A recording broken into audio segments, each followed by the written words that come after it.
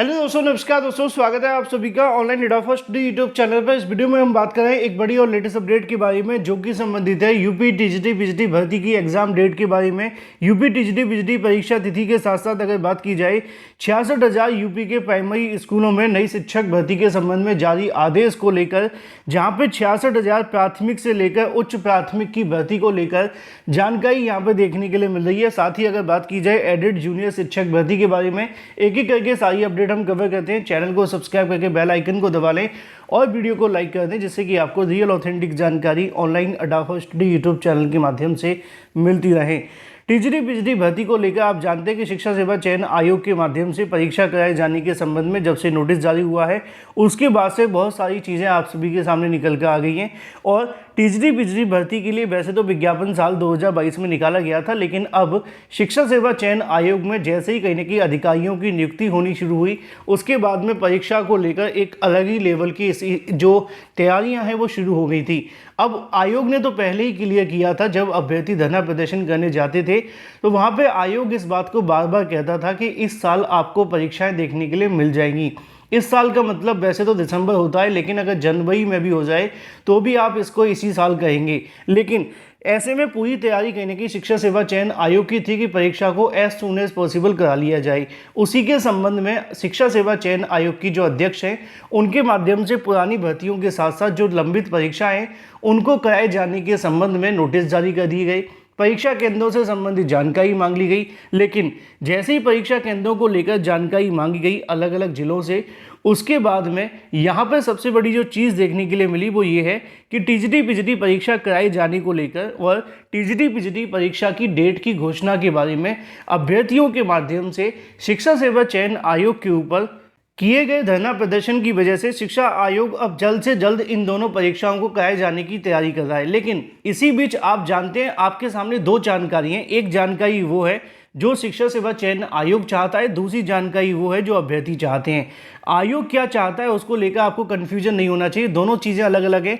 आयोग का तो सीधे तरीके से अपना स्टेटस क्लियर है कि एज सून एज पॉसिबल ये परीक्षा करवाई जाए दिसंबर के अंदर, या अगर बात की जाए आप सभी की परीक्षा जनवरी के अंदर। अगर जनवरी में आपकी परीक्षा होती है तो निश्चित तौर पे कहीं ना कहीं बेनिफिट ये रहेगा कि जितनी जल्दी भर्ती कंप्लीट हो जाएगी उसके बाद में नई भर्ती के रास्ते खुल जाएंगे। जितने ज़्यादा लंबे समय तक ये परीक्षा लटकी रहेगी उतना और इंतजार करना पड़ेगा। लेकिन ऐसे में 2 साल से निकली भर्ती को लेकर अभी भी अभ्यर्थियों के मन में इस बात को लेकर कहीं ना कहीं कसक है कि शिक्षा सेवा चयन आयोग के माध्यम से अपनी जो परीक्षा की तारीख है उनको 90 दिन पहले घोषित किया जाए। ये अभ्यर्थी चाहते हैं कि टीजीटी पीजीटी की एग्जाम डेट 90 दिन पहले घोषित हो, जिससे कि उनको अपनी तैयारी करने के लिए पर्याप्त समय मिलना चाहिए। मुझे पता है ये सुनकर आपको थोड़ा सा अजीब तो लगेगा, क्योंकि बहुत सारे ऐसे अभ्यर्थी हैं जो परीक्षा को एज सून एज पॉसिबल कराने के पक्ष में हैं, लेकिन बहुत सारे ऐसे अभ्यर्थी हैं जो नहीं चाहते कि परीक्षा अपने समय से हो पाए। अब इसको लेकर सबकी अपनी अपनी मांगे हैं। मेरा काम आपको दोनों तरीके की सही और सटीक जानकारी देना है। आयोग क्या कर रहा है, आयोग की क्या मंशा है, आयोग इस पर क्या काम कर रहा है, उसके बारे में मैंने आप सभी को पहले ही बता करके रखा है। लेकिन जो अभ्यर्थियों की मांगे हैं, क्योंकि मेरा अभ्यर्थियों के साथ में इतना रिश्ता है और इतने लंबे समय से अभ्यर्थी जुड़े हुए हैं, मैं उनको सलाह दे सकता हूँ, लेकिन उनकी मांग क्या है उसको बता सकता हूँ। अभ्यर्थियों का बड़ी संख्या में कहना है कि 2.5 साल होने के बाद भी 90 दिन चाहिए, तो इसके बाद वो तैयारी क्यों नहीं कर रहे थे। कुछ लोगों का कहना है कि एग्जाम जो है जनवरी में हो या अप्रैल में, लेकिन 90 दिन पहले सूचित होना चाहिए, क्योंकि कमजोर आर्थिक स्थिति वाला 2 साल से घर पे नहीं रह सकता है, अपनी तैयारी भी कर रहा है। कुछ लोगों का मानना है कि 90 दिन पहले डेट आ जानी चाहिए। ऐसा कह देने से उनका मानना है कि उनकी जो तैयारियां हैं वो तेज़ हो जाएंगी और उसके बाद में वो परीक्षा के लिए तैयारी कर लेंगे। देखो, ये बात सच है कि सबके अपने अपने दुख हैं। कोई किसी तरीके से तैयारी कर रहा है, कोई किसी तरीके से तैयारी कर रहा है। लेकिन दिक्कत यह है कि अगर अब 90 दिन मांगे जाएंगे तो आप मान करके चलिए कि अगर आपकी एग्ज़ाम डेट की घोषणा इसी महीने की जाती है तो दिसंबर, जनवरी, फरवरी, फिर जाकर के मार्च में परीक्षा या अप्रैल में परीक्षा होगी। तो ऐसा कर देने से निश्चित तौर पर परीक्षा में और ज़्यादा डिले हो जाएगा। अब दिक्कत वाली बात यह है कि 90 दिन पहले क्या परीक्षा की तिथि घोषित हो सकती है। मैं फिर आपको बता दूं कि आप इस बात को लेकर कंफ्यूज ना हो कि आयोग और अभ्यर्थियों की मांगों में, अभ्यर्थियों की मांग है कि 90 दिन पहले कम से कम परीक्षा की तारीख आनी चाहिए। आयोग की तैयारियां हैं कि हमें सिर्फ परीक्षा केंद्र मिल जाएं, हम बहुत जल्द आपकी परीक्षा करा लेंगे, दैट्स इट। ठीक है, तो अभ्यर्थियों की मांग अलग है, आयोग की बात अलग है। अब इसमें कौन सी चीज़ फॉलो होगी वो आप जानते हैं। अगर परीक्षा केंद्र मिल गए तो आपकी परीक्षा जल्द हो जाएगी, नहीं मिले तभी इस परीक्षा को आगे बढ़ाया जाएगा। लेकिन अब क्या होगा वो तो थोड़े दिनों में आप सभी के सामने स्थिति स्पष्ट हो जाएगी, लेकिन जो अपडेट है वो आप सभी के सामने है।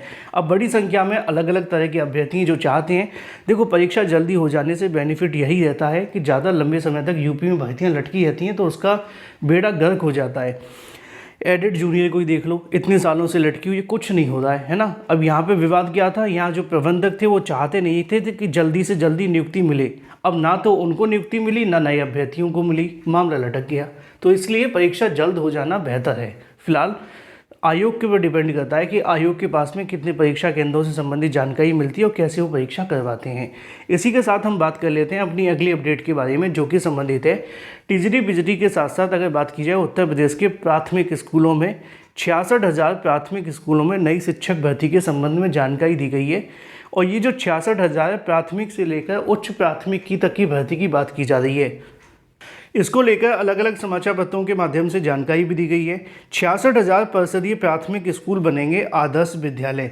अब ये जो आदर्श विद्यालय होंगे इसमें जो शिक्षक भर्ती होगी वो अलग तरीके से होगी। इसको लेकर भी लिखा हुआ है कि प्रदेश के परिषदीय प्राथमिक व उच्च प्राथमिक स्कूलों में अब आदर्श विद्यालय तब्दील किया जाएगा। नई शिक्षा नीति के तहत 50% विद्यालय को आदर्श स्कूल बनाया जाएगा। विद्यार्थियों को बेहतर सुविधाएं मिलेंगी, गुणवत्तापरक शिक्षा उपलब्ध कराई जाएगी। बेसिक शिक्षा विभाग की ओर से स्कूल की सूरत बदलने की तैयारी शुरू कर दी गई है। 13,233 परिषदीय विद्यालयों में से यानी कि आधे 66,000, यहाँ पे कुल गलत लिखा हुआ है 13,000, तो यहाँ उसमें आधे कैसे हो गए, आदर्श विद्यालय बनाया जाएगा। विद्यालय में बेहतर शैक्षिक और माहौल बनाने के लिए इन स्कूलों में तैनात शिक्षकों को गैर शैक्षणिक कार्य नहीं करवाए जाएंगे। विद्यालयों में कम से कम 5 कक्ष होने चाहिए। अगर विद्यालय में कक्षा कम है तो नए कक्ष का निर्माण किया जाएगा। स्मार्ट क्लास के साथ टैबलेट और भी बहुत सारी चीज़ों के साथ में जोड़ा जाएगा। आगे ये लिखा हुआ है कि रोमांचक और रोचक तरीके से इनको पढ़ाया जाएगा। इसके साथ साथ जो डिजिटल चीज़ें उनका इस्तेमाल किया जाएगा। विद्यार्थियों को उनकी क्षमता के अनुसार शिक्षा देने की शैक्षिक कार्यक्रम तैयार किया जाएगा।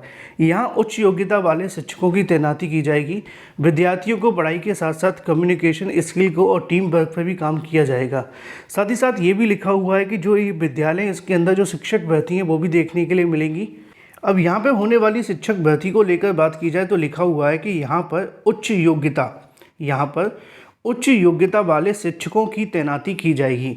अब ये उच्च योग्यता का मतलब क्या है ये समझना बेहद महत्वपूर्ण होगा कि यहाँ कौन सी उच्च योग्यता वाले टीचर आने वाले हैं, क्योंकि जो टीचर्स पहले से हैं उनसे तो कहीं ना कहीं जो बेफिजूल के काम भी करवाए जाते हैं उनको लेकर तो मना किया गया है, लेकिन प्लस ये कहा गया है कि यहाँ पे जो उच्च योग्यता वाले शिक्षक हैं उनकी तैनाती की जाएगी।